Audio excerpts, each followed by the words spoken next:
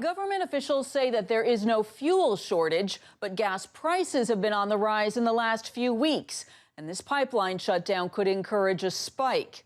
Right now, there is not a supply shortage. We are preparing for multiple possible contingencies because that's our job. Government agencies worked round the clock this weekend to prepare for a possible shortfall. The Colonial Pipeline stretches more than 5,000 miles from Texas to New Jersey and delivers 45% of fuel for the East Coast. Officials stressed Monday that there is no damage to the pipeline and that Colonial is merely trying to play it safe.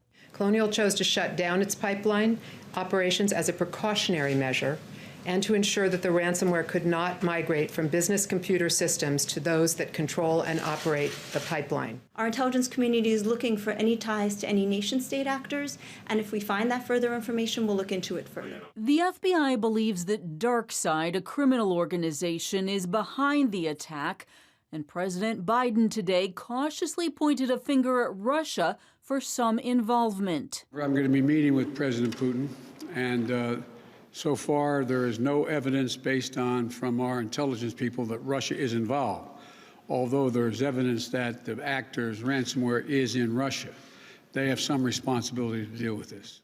Neuberger also says it's Colonial's decision on paying any ransom and that the government is not advising on that. The administration is making clear that it's very concerned about the growth in ransomware, its impact on state and local governments, and the country's reliance on private energy companies and their defenses. Unfortunately, these sorts of attacks are becoming more frequent. They're here to stay, and we have to work in partnership with business to secure networks to defend ourselves against these attacks. The pipeline shutdown adds urgency to infrastructure talks already underway in Congress. Last week, Senate Minority Leader Mitch McConnell said he's 100% focused on stopping the Biden administration.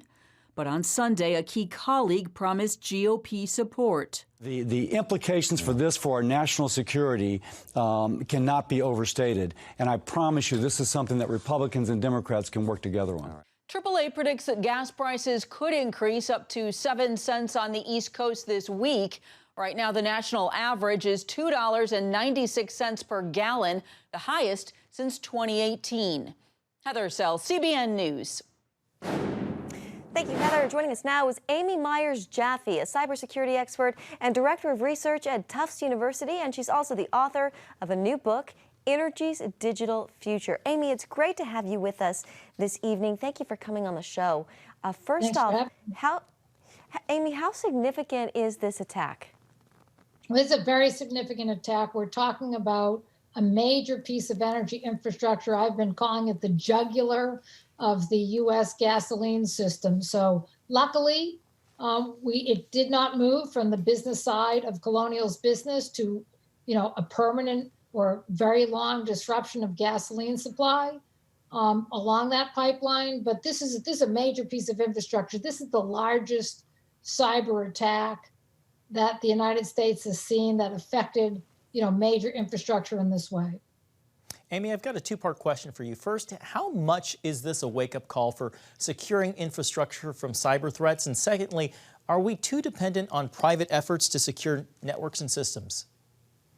Well, I keep telling people this is like a Sputnik moment. I mean, you're in the lead up, we talked about the infrastructure bill. I mean, 200%, the focus should be cyber, cyber, cyber. We need to get this under control. Private industry would argue that, they're fearing to connect too much to the government because the government has its own cyber leaks. So this has to be a national effort. And the partnership needs to be respectful of proprietary information because you want to keep the surface area as small as possible. But there needs to be collaboration so that we have early warning systems, so that companies that are private companies are not making an independent decision that they're not going to spend the money to secure their systems when it's a system that affects the public. Well, Amy, let me ask you this. Does the Biden administration's plan to address cybersecurity go far enough in terms of preventing this type of attack on our nation's infrastructure? Well, you know, the devil's in the details. I mean, we haven't really thrashed out the whole infrastructure bill. There was money put aside for this task, and there's been some reorganization of the interagency interaction on it.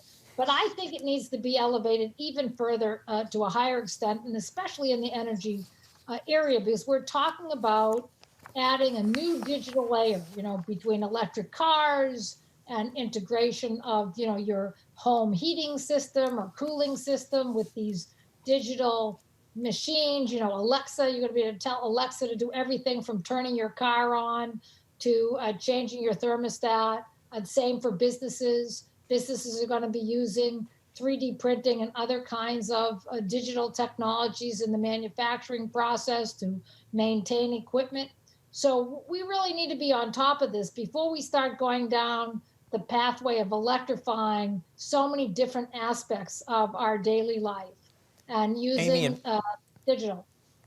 Amy, real quickly here, today the president cautiously pointed the finger at Russia. If the attacker does turn out to be a foreign entity, is this an act of war in 20 seconds or less, if you can? Well, you know, it didn't rise to the destruction of property, so that makes it very complicated. But having any kind of infiltration on a major piece of infrastructure like this is definitely a warning that we could get to a point where we have to worry about an act of war coming in this fashion. All right, Amy Myers Jaffe, her new book is Energy's Digital Future. Amy, it is so good to get your expertise on this tonight. Thank you so much for being here. Thanks, Amy. Thank you.